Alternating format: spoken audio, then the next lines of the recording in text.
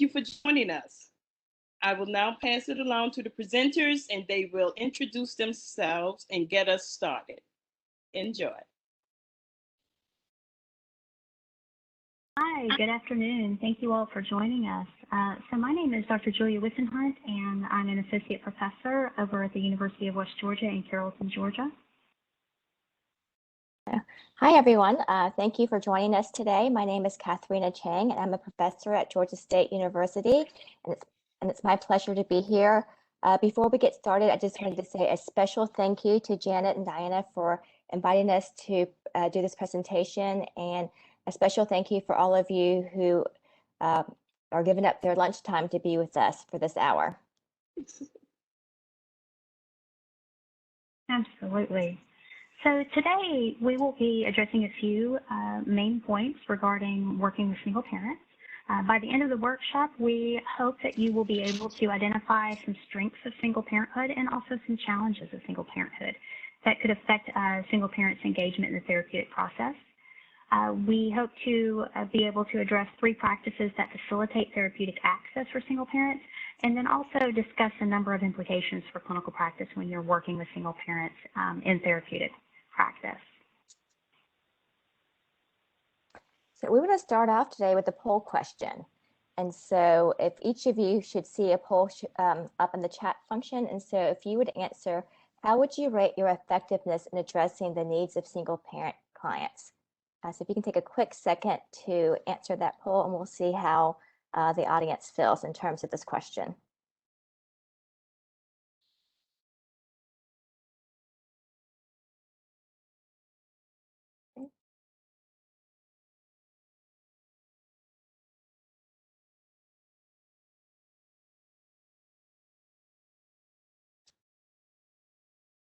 I think it may take a few seconds for this to give us the results. So while we're waiting on the poll question, I just want to go ahead and move forward just so that we don't run out of time and we have plenty of time for questions. Oh, it just popped up.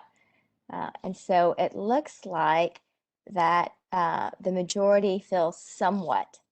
And then, let's see.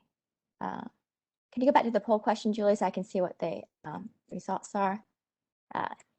Yes, so 30% rated somewhat effective, and 35% said very. So it looks like there's some variation in terms of how effective the audience feels. And so our hope is that by the end of this presentation, all of you will feel a little bit more effective in working with single parent clients. And so to provide some context for this presentation, we wanted to first define what is single parenthood. And we define single parenthood as the experience of providing primary caregiving responsibilities to a dependent child or minor without the assistance of a second parental partner. And this topic is really important, but what we do know is that there's not a lot of research on this topic. And so much of our presentation today is based on a qualitative study that Julie and I conducted several years ago, addressing the single parent needs in professional counseling.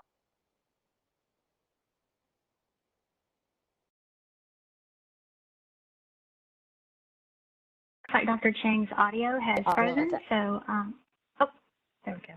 I think you had frozen for a moment, Dr. Chang.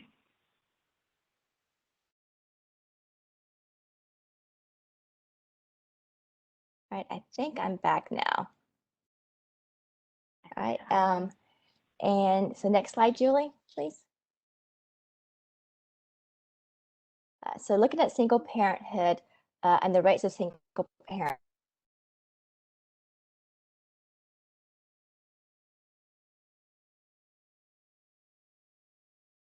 Is dated, but what you can tell from these statistics is that there's a pattern. And the pattern shows that there is a decrease in 2-parent households, but there's an increase in single-parent households for both men and women. And the most current data that we have is that in 2019,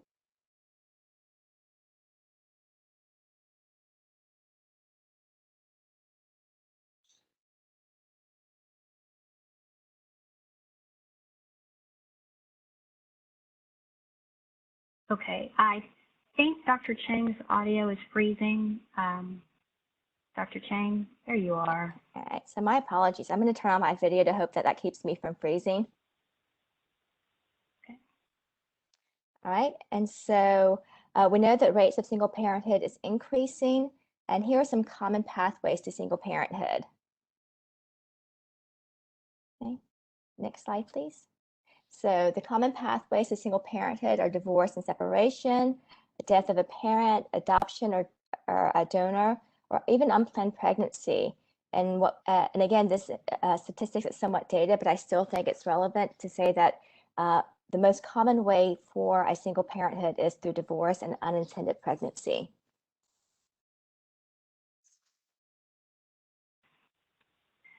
So now let's talk a little bit about some of the stressors and effects on single parents. So I think it probably goes without saying that financial stress is one of the most significant stressors for single parents. That is well documented in the literature. There's quite a lot of literature that documents a crisis level of poverty or a high level of poverty among a significant portion of single parents. Generally speaking, the poverty levels tend to be a bit higher for single mothers than they are for single fathers, but nonetheless, we have some striking percentages of poverty. If you look at this first study by Liu and colleagues, we see that approximately a quarter of single mothers and approximately 7% of single fathers are living at the crisis poverty level. So the implications for that are quite remarkable.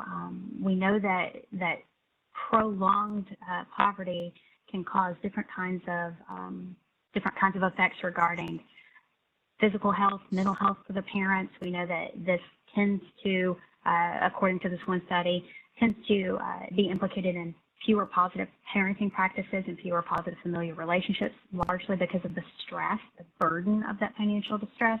And so it's not so much a matter of the single parent's character, but it's a matter of the long-standing financial burden that they're undergoing. Also, we know that there's some social challenges and isolation that tend to occur for a lot of single parents. And again, this is not all single parents. And I should note that when we're talking about the literature, some of the literature might sound slightly judgmental in the terminology that they use, but please do keep in mind that part of our presentation really is focusing on the strengths-based portion of single parenthood and the positivity of single parenthood as well. So we're not trying to take a very negative perspective of single parenthood. We're trying to provide a balanced perspective of single parenthood. So if you see some terminology here that sounds slightly stigmatizing, please note that that's not our intention, and actually we think you're going to see that balanced perspective in just a minute.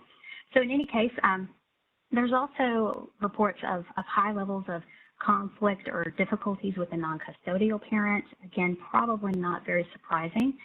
We oftentimes are finding in the literature that single parents are reporting feelings of grief or loss regarding the relationship. And that happens, interestingly, even if it's not necessarily a positive relationship. So bearing in mind that the grief and loss can also occur if it was a toxic relationship. Also for unintended pregnancy or parents who enter into single parenthood through unintended pregnancy, we tend to see higher rates of depression and higher levels of perceived stress. Again, this is kind of noted in the second point as well, higher rates of depression, lower rates of self-advocacy, lower rates of parental support and of social support. So that social isolation is really notable, and lack of social support is really notable, especially because in mental health, a lot of times we're working with clients to enhance their social support system, and that might be quite limited for many single parents. Also, we have literature that supports that single parents tend to be more vulnerable to stress and different types of conditions that can really factor into poor physical health and mental health outcomes. We mentioned that earlier. And also social stigmatization, and this was something that we found quite a lot in our study as well. But there's some literature that really supports a feeling of single parents that they are stigmatized by society, intentionally or unintentionally, covertly or not, that they feel stigmatization from society. In terms of effects on single parents psychologically, as noted before, we see elevated levels of stress, also elevated levels of sadness or depression. Clearly, if we've got high stress and high depression, then we might also have a risk of suicidality, so higher rates of suicide ideation and or attempts. fatigue. I think, again, that's probably not a surprising result, but high levels of fatigue. And one study was talking about how this can oftentimes be due to the fact that single parents are working low-wage jobs and are really trying to find daycare for their children and trying to support the family and just doing everything that they can to, to support their family and kind of make ends meet, and that tends to contribute to the higher levels of fatigue. Role overload is something we're going to talk about again later, and basically that's when we're thinking about single parents kind of being responsible for everything, being responsible for parenting and academics and for mental health and for physical health and for sporting or extracurriculars or everything that the child does, being responsible for all of that. And that probably, again, is implicated in fatigue as well. For some people, we were looking at this one study by Campbell and colleagues, that they talked about single parents feeling a sense of loss of control, that there's so many factors going on. There's so many things to do that they can't really feel in control of their life, right? Because they're juggling so many things at once, and that can exacerbate the psychological distress. Also, there might be elevated rates of family problems and sleep difficulties, potentially related to stress, and other personal health issues, as we've mentioned a number of times. Yeah, so it's also really important as we think about single parenthood and the stressors related to single parenthood. We can't not consider the past year and COVID. And so there's some newer data that has looked at single parenthood during the COVID-19 pandemic. And one of the things that we do know is that single parents have possibly higher levels of emotional distress.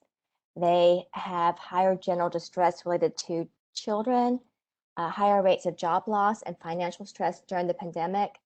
And there's been an increase in the cost of childcare as you try to balance children who are no longer in school or children whose daycare have been closed. There are amplified challenges related to work-life balance due to online student learning and stronger emotional connection to children, which is also, the flip side of, yes, there's lots of negative stressors related to being a single parent in COVID, and there's also some potential positives.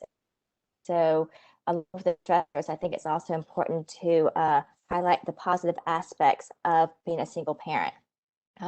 What we know in terms of the literature support is that oftentimes single parents report improved communication and parenting skills, personal growth, and pride at being a single parent because, we're forced as single parents to communicate better with our partners, but also with our children and maybe extended family. For voluntary single parenthood, there's a sense of empowerment. And this sense of empowerment may be related to being able to stand on your own 2 feet for a while and being proud of being able to make that decision to be a single parent. There's a sense of pride for being able to financially provide for your own family. And single parents also report closeness with their children and feeling pride in their accomplishments as a single parent. And depending on how you became a single parent, but if you became a single parent out of a difficult, challenging relationship, ending a difficult relationship can be a relief for some parents and can instill hope for a stronger connection with their child. So again, highlighting that, yes, being a single parent has lots of stressors and oftentimes is viewed negatively, but we also want to point out that there are positive aspects of being a single parent. So with that in mind, we want to tell you a little bit about the study that we conducted. And this was a qualitative research study. We had 27 participants. 26 of those were identified as female, 1 identified as male. All of these categories are self-identified. 21 of those participants identified as entering into single parenthood through divorce. 3 said that they were never married. 3 said that they had separated or had a breakup. In terms of racial and ethnic breakdown, again, self-identified 15 white or Caucasian individuals, 8 African American or Black individuals, 1 Puerto Rican parent, 1 mixed race parent, and 1 white Hispanic parent. We had an online survey that we administered, and it contained 8 open-ended questions. And we asked different questions about the experience, the stressors, the positive aspects, what counselors need to know, what they want for other single parents to know. And so it was hopefully able to generate a nice balanced perspective regarding single parenthood. And so we utilized qualitative content analysis as described by Schreier. And I won't bore you with those details, but it's a pretty cool analytic method that allows the researchers to generate meaning from the data that's presented, hopefully in a way that minimizes researcher bias to the degree possible.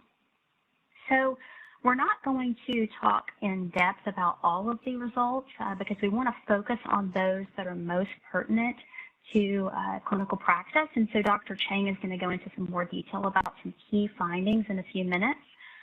But one thing that we wanted to do was to kind of summarize the results that we did find and give you a little bit of a perspective of what all the single parents were reporting. So we had a total of 7 categories and 25 subcategories in this study. And so the categories are kind of the overarching information, the overarching themes that we saw in the data. And then the subcategories are other themes that we saw that relate to that category. So if you can kind of think of like a tiered model, the subcategories are level 1, and the categories are level 1 and the subcategories are level 2. So for the categories, we found that a lot of parents were reporting this idea of having this single custodial role and what all it entailed.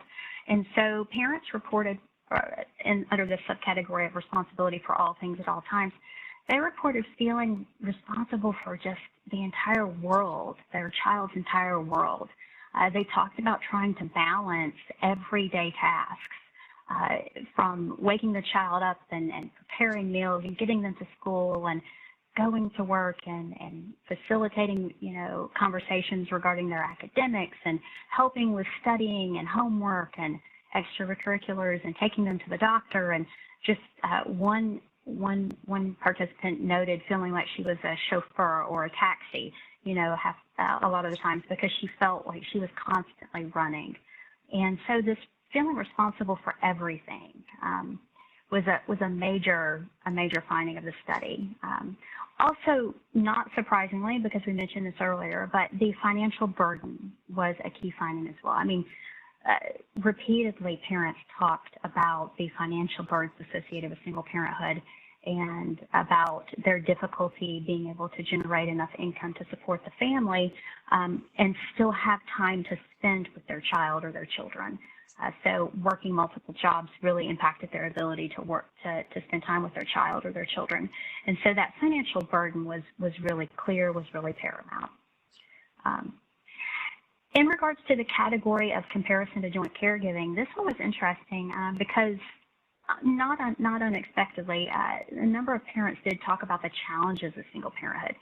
They talked about the stresses of it. They talked about, again, that role overload. And they talked about feeling like they were kind of on their own, right?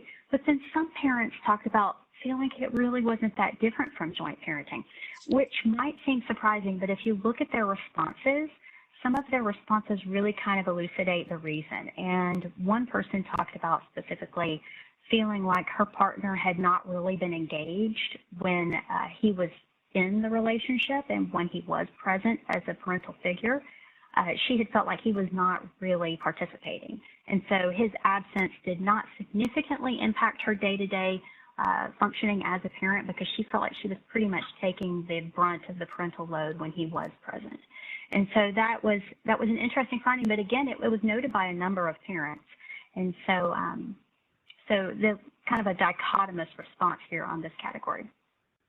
Under the category of challenges and limitations, what we found was that parents reported a number of difficulties regarding the relationship with the non-custodial parent, different kinds of sometimes feelings of perhaps fear regarding what that other non-custodial parent may or may not do, but then also more generally just conflict and arguments and difficulty getting the non-custodial parent to contribute in the way that parent had agreed to contribute. And so a large amount of conflict there in terms of that relationship, and that was a stressor for the parents.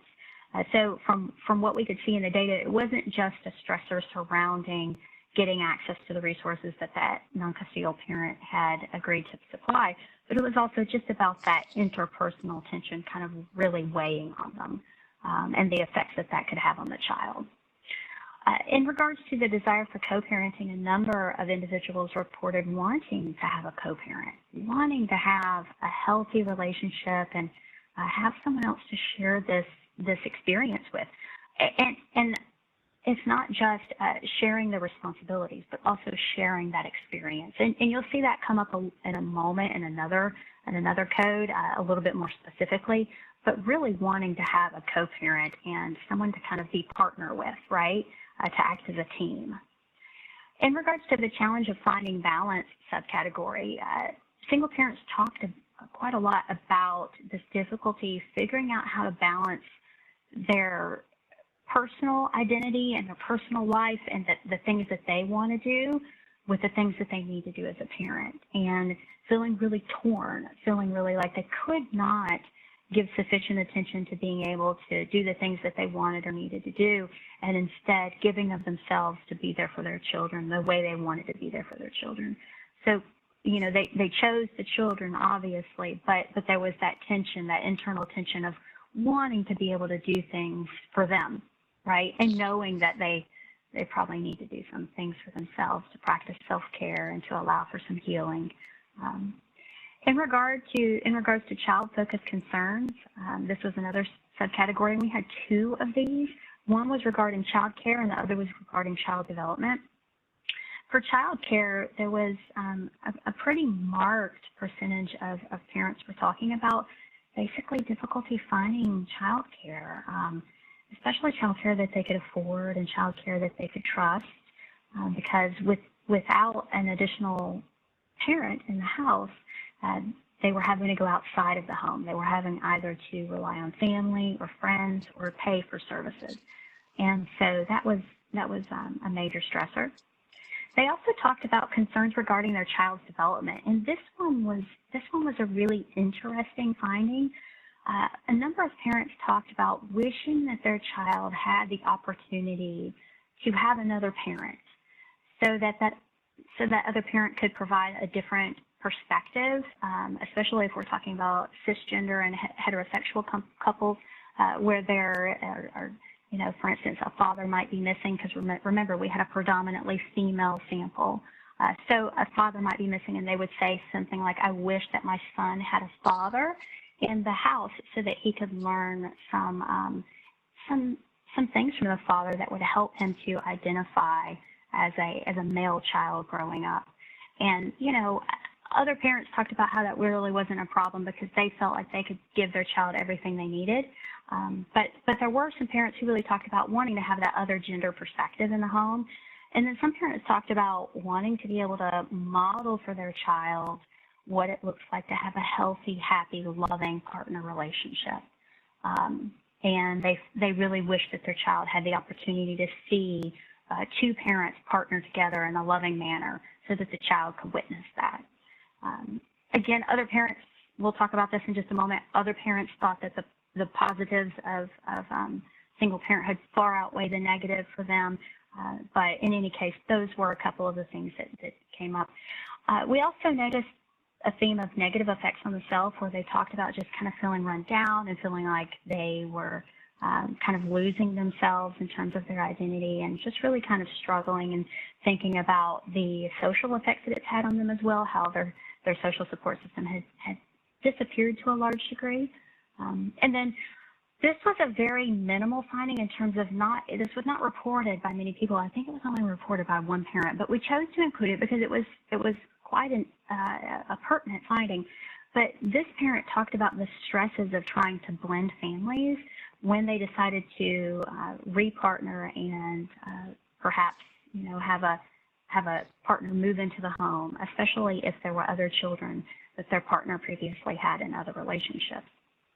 So that blending of families was a pretty important stressor, but also a good opportunity. Parents talked about all of these things sometimes in both positive and potentially negative frames of reference, and so that they gave a nice perspective. Some of the advantages and strengths, this was a major one. A lot of the parents reported feeling like their child was protected, particularly if the other parent had been one who was either verbally, emotionally abusive or detrimental to the child, if the child was physically unsafe, if the other parent was engaging in conduct that was questionable or problematic. So this was a major theme for quite a number of parents, feeling that the child was protected. And so obviously we consider that an advantage based on the data that we received. Some parents talked about the child having enhanced development, that like the child learned how to kind of function, how to collaborate, how to be a team, how to work with the single custodial parent to get things done. And it allowed them an opportunity to develop skills and understanding that they might not have had the opportunity to develop in a partnered parental home. Also, parents talked about feeling like they could do what they thought was best for their child. As a single parent, there were not the conflicts of trying to figure out which parent wanted to do what and trying to come to agreement or compromise, but they could do what they thought was best for their child and take ownership of parenting. And they really valued that opportunity. They also talked about their own interpersonal development and being able to kind of look at the strengths and the resilience that they had developed through the experience and how they had grown. For those of you who are familiar with post-traumatic growth, it kind of reminds me of this. I'm not trying to say single parenthood is traumatic, but I'm saying looking at something that was challenging in life and being able to reflect on the ways in which you've grown through that experience. And so they talked a bit about that.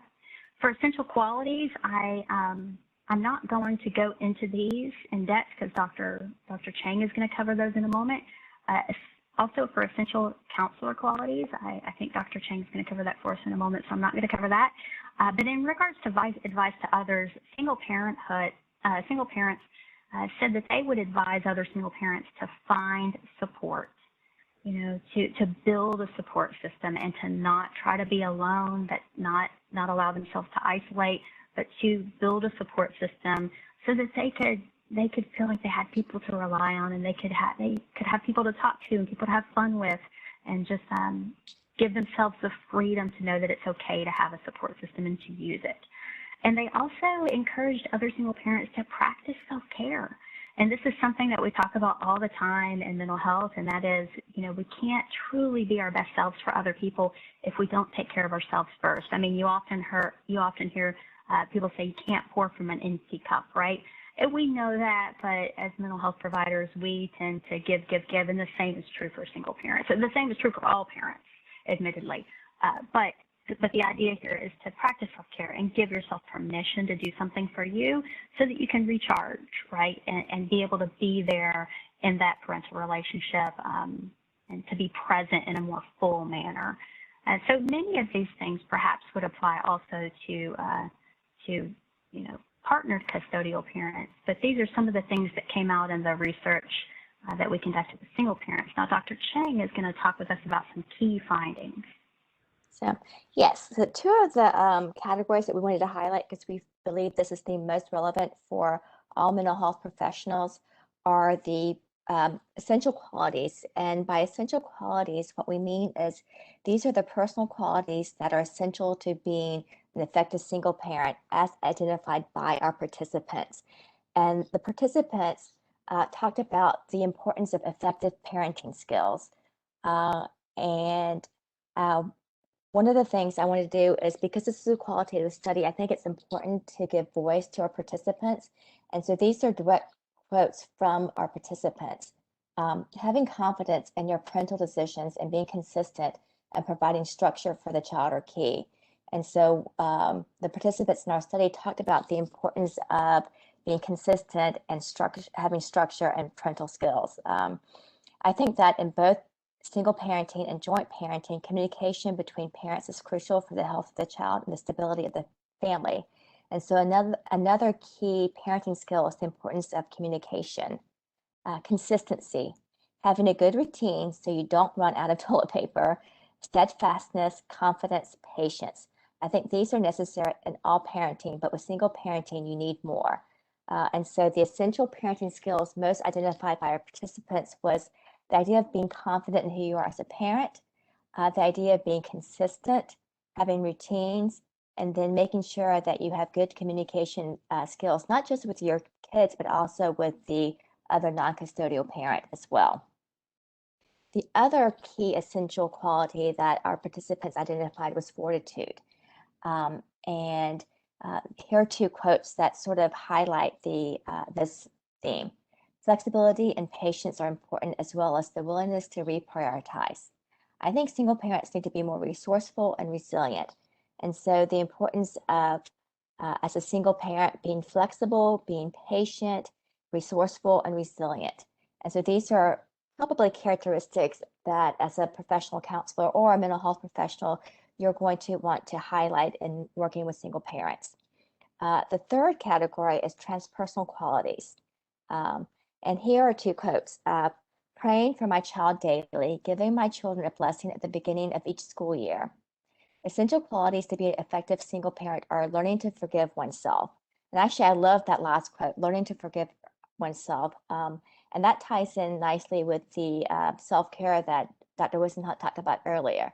It's the importance of single parents learning to have the spiritual component, and this is another presentation, but the importance of spirituality and the importance of some sort of internal connection with the child, but a higher being, and then also forgiveness for oneself. The other key characteristics, and for our study, we're looking more at counselor, but I think that the essential counselor characteristics and skills could easily be replaced with essential mental health professional characteristics as well.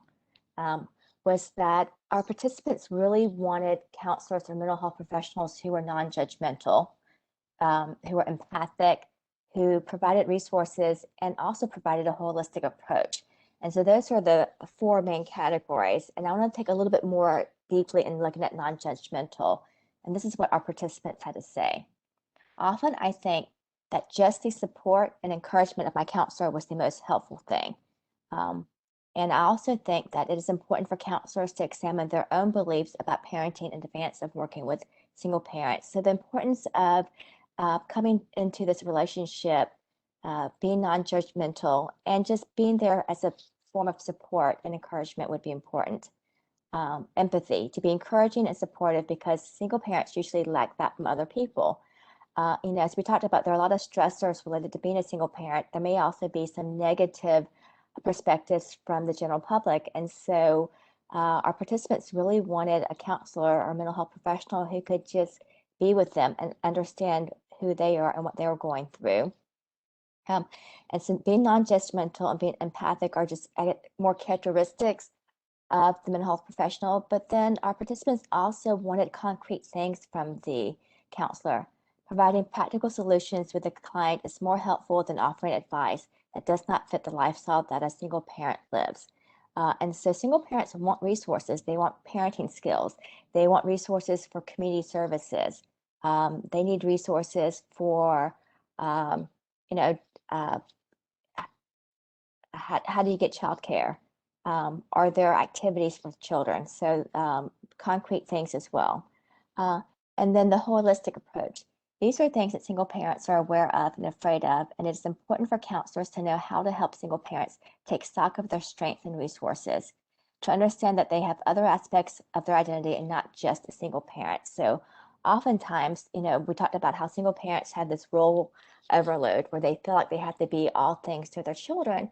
And so the understanding that as a single parent, you're not just a parent, you're also a female, you're also a male, you're also a worker, you're also a sister, an aunt. And so the importance of realizing that you're not just a single parent, but you also have different hats to wear as well. All right. And so based on the results of our study, but also on the literature, we put together some core competencies that would be important to be mindful of as you work with single parents. And the first one is the unique aspects of single parenthood and the multiple roles single parents assume. We already talked about how single parents have lots of stressors and they wear multiple hats. And so if you're working with a single parent, it's important to acknowledge that they have different roles. The challenges or limitations of single parenthood. Important to keep in mind that single parenthood is challenging and there are lots of limitations associated with that. And then the flip side of that is to realize the benefits of single parenthood and the strengths single parents tend to possess. Being a single parent is hard, and one of the things that we heard from our participants is they can be resilient. Just because you're a single parent doesn't mean that everything is negative. There are definitely some resiliency and strength-based related to that.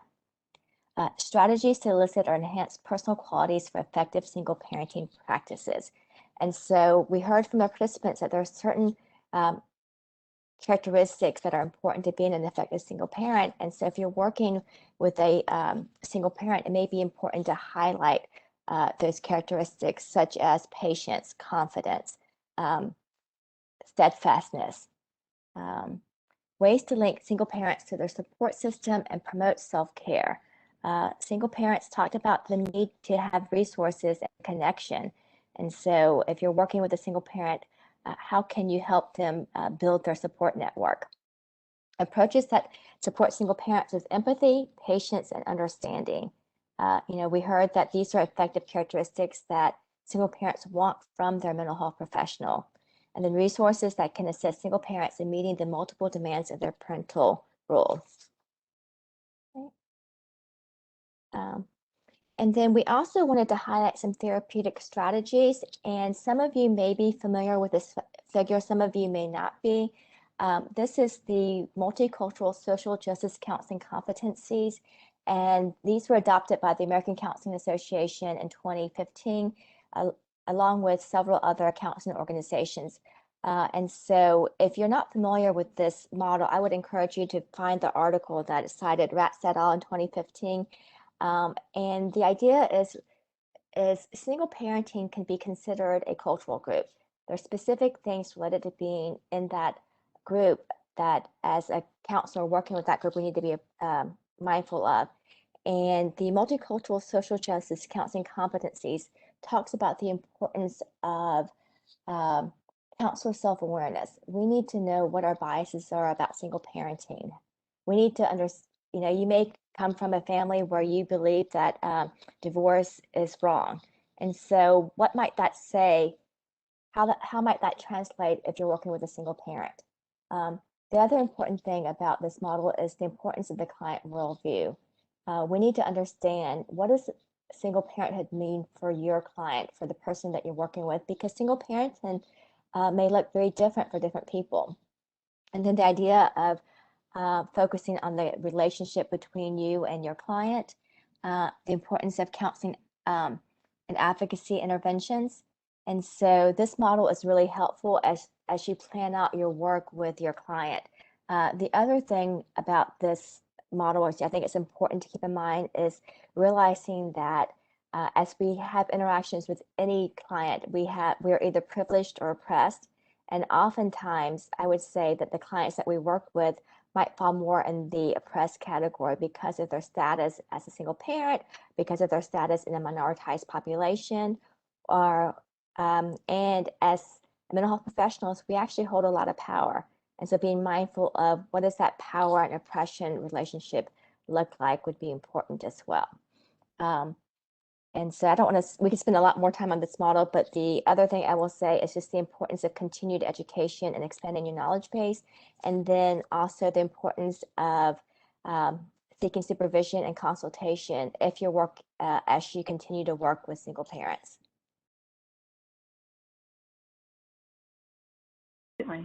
So looking at working with single parents through a multicultural lens. So in regards to some therapeutic strategies, we have a few recommendations based on the research. One of them is to use a strengths-based approach.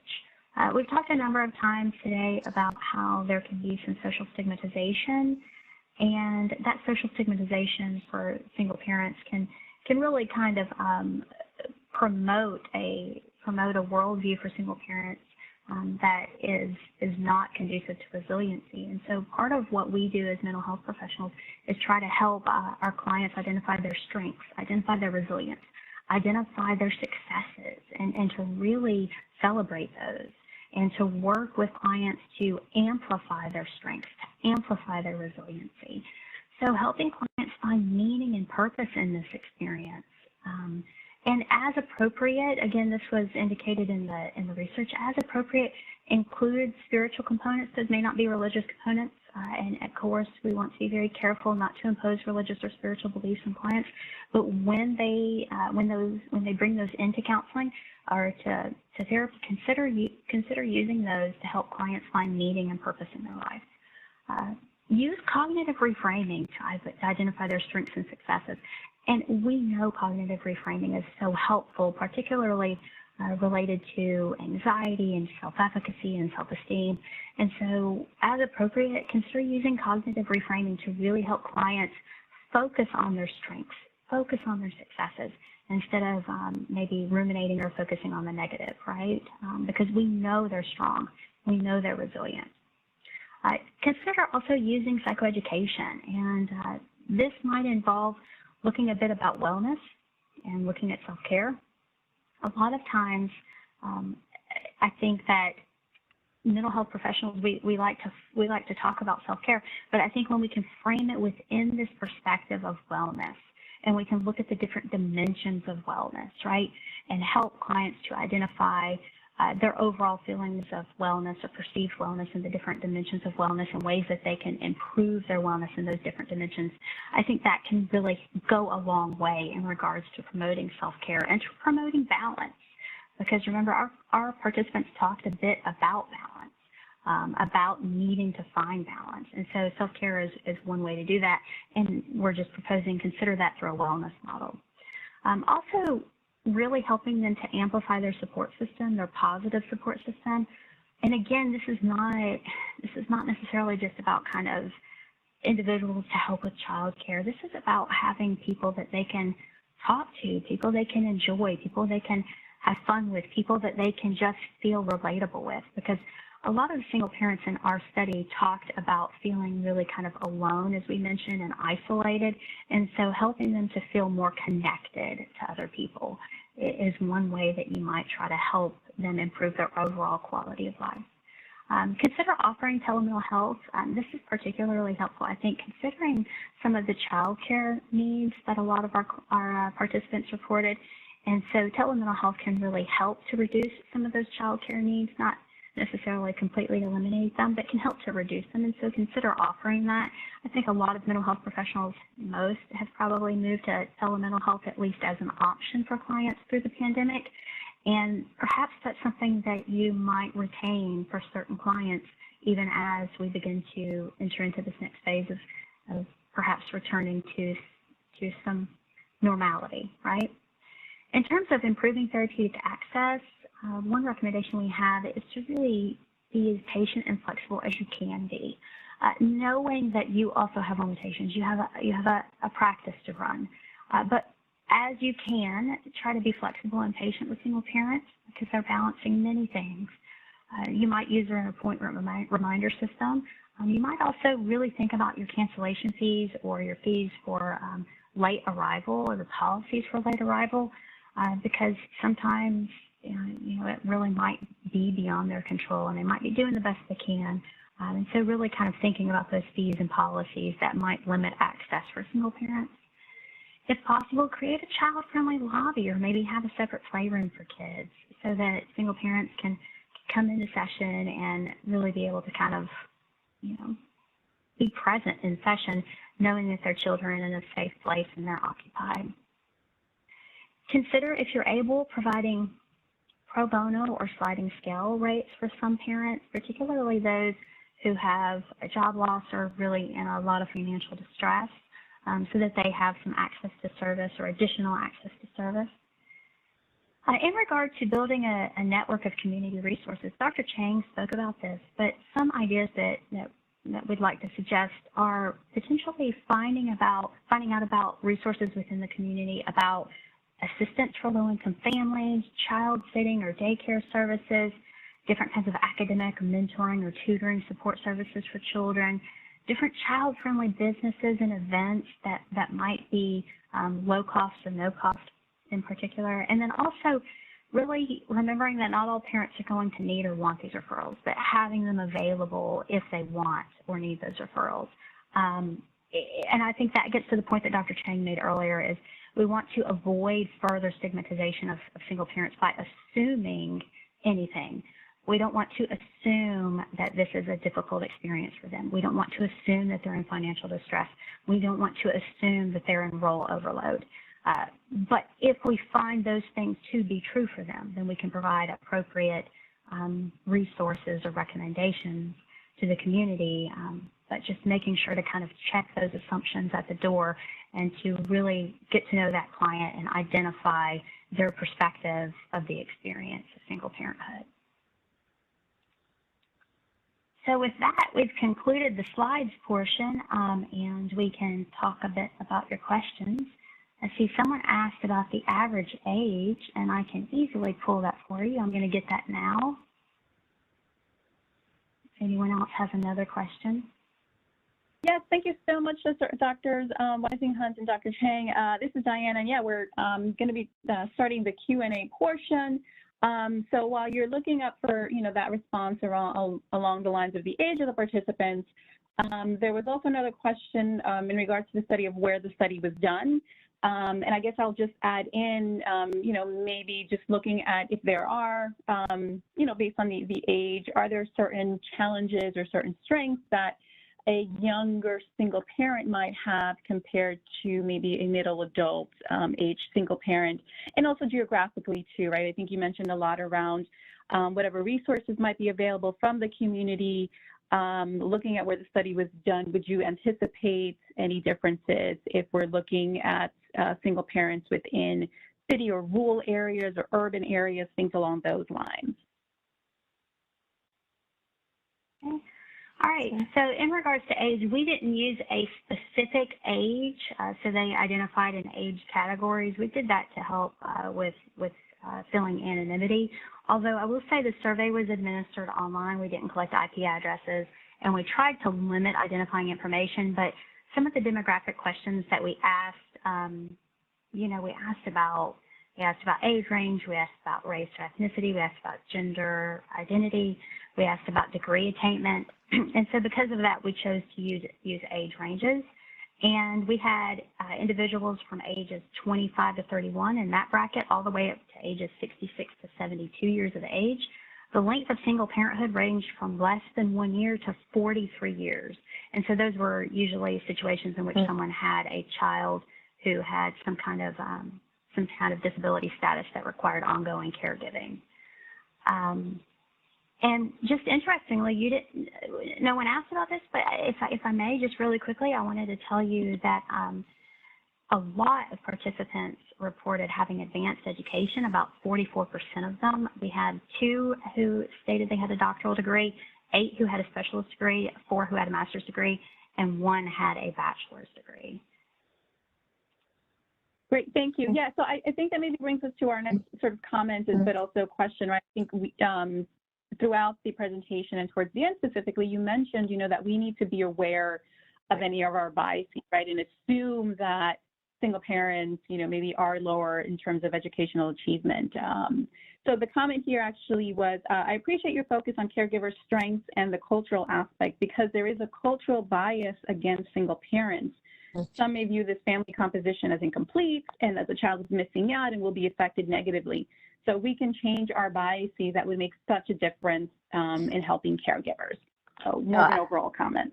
Yeah, absolutely. And I think that if you can go back to the social justice multicultural counseling competencies, and if you can conceptualize single parenting as a cultural group, I think that will help you understand the importance of having your own self-awareness about single parenting. What are your thoughts? What are your assumptions? What are your stereotypes about a single parent household, and how might that impact your work with single parents? And also understanding the client's worldview. And so, for some people, being a single parent is a choice, or some people, it's something that is more positive than being in a two-parent household. And so, really understanding, what is your client's perspective of being a single parent? Is that something that they see as positive? We know it's still challenging no matter what, but if they see it as positive, we go with that. And so the importance of approaching single parenthood from a social justice and a cultural lens, I think, would be important. Yes, absolutely. Thank you so much for that.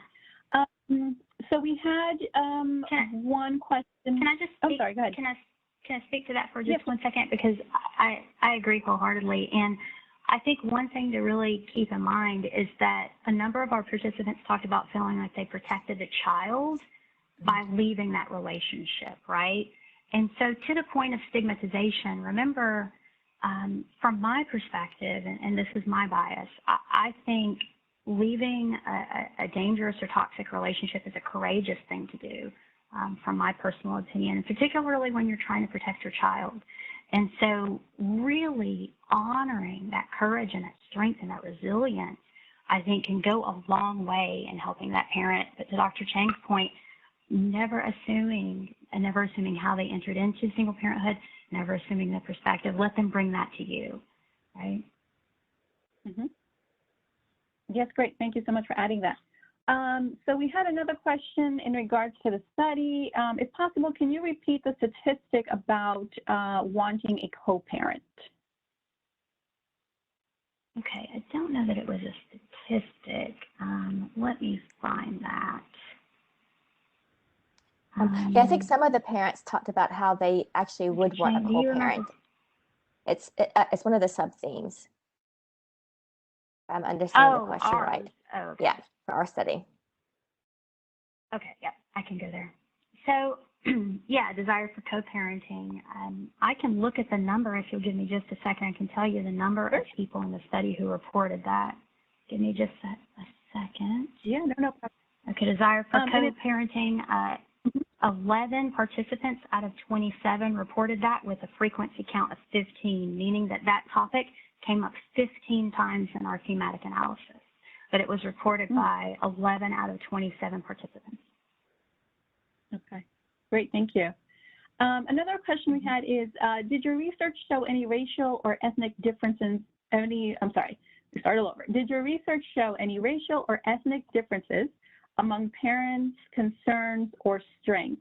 So any recommendations primarily for clinicians that they should be aware of in order to provide more culturally appropriate counseling?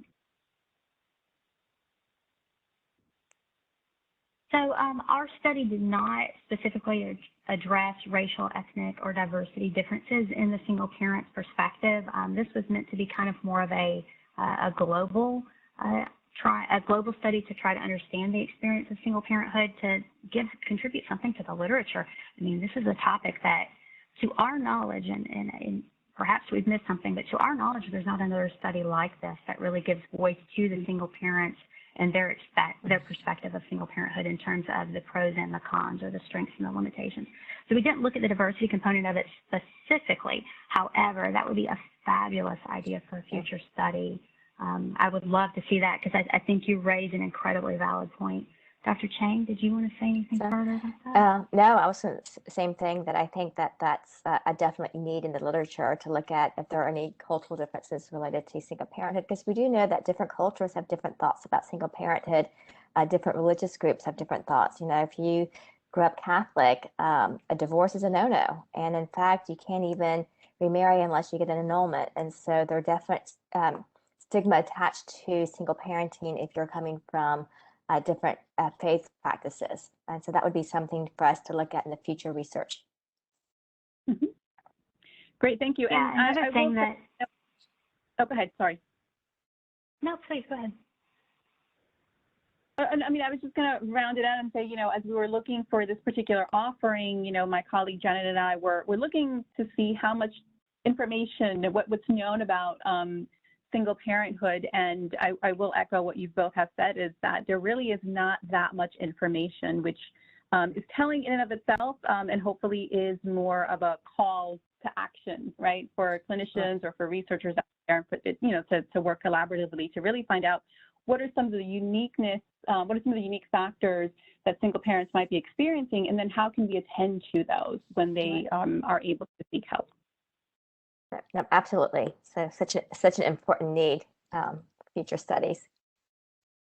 Yeah, and Dr. Chang and I will also actually talk. I'm sorry. Go ahead. I apologize. Dr. Chang and I were also talking about.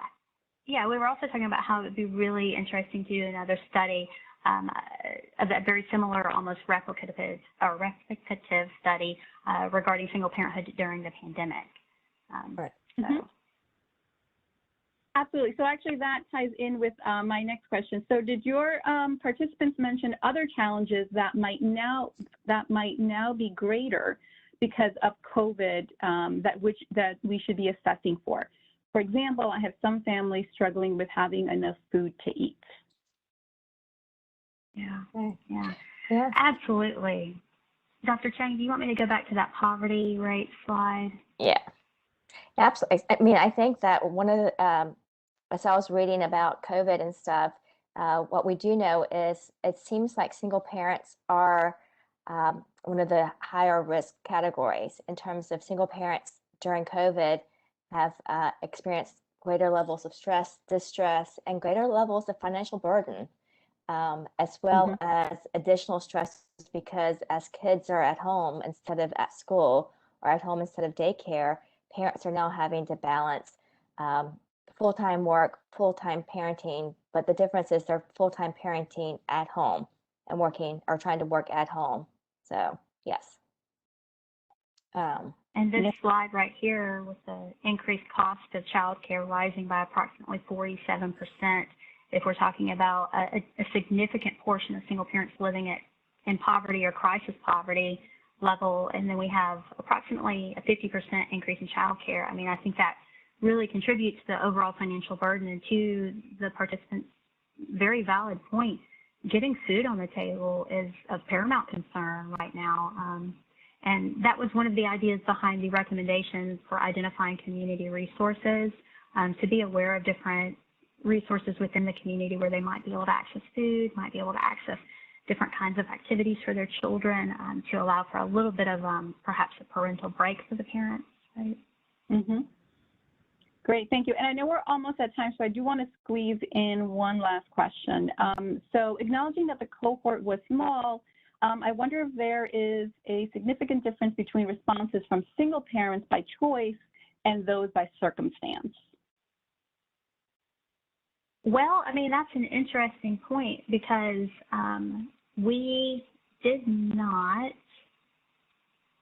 had the majority of people entering into single parenthood through divorce, and then some of them said they were never married, but we don't know if that was a planned or unplanned pregnancy. I could look back at the data to sort those out, and then we had separation or breakup. So we don't know if the divorce or the breakup were on their own accord or if those were on behalf of the partner. I could go into the data and I could give you that answer, but I can't give you that answer right now because we didn't analyze for that specifically. Again, that's to the point of it really would be good to conduct a study in a very in a way that has a diversity-minded perspective, so looking specifically at diversity differences. Yeah, so you know what, I will say, you know, if the person who was interested on that, I know we have your email addresses up on screen, so maybe they can follow up with you both for any additional information. So at this point, I just want to turn it over to thank you. I do want to turn it over to Dana just to close us out.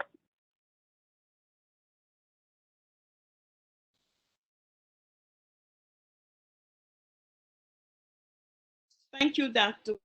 Wisenhunt and Dr. Chang, for answering all those questions and for a great presentation. And thank you to everyone for attending today's webinar. The slides will be up on the CTAC website within the next 2 to 3 days.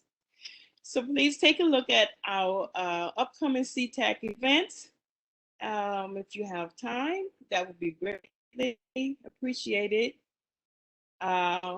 Also, our events is on July 8th, 2021 at 11, and you can visit our CTAC website to get those slides and see to take a look at our upcoming events.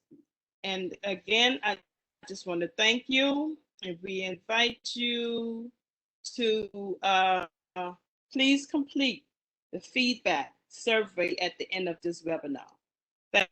Thank you again to Dr. Weisenhunt and Dr. Chang, and to all of you that participated today in this webinar. So enjoy your day. Have a great rest of your day. Thank you so much. All right. Thank you. Bye, everybody. Bye. Bye.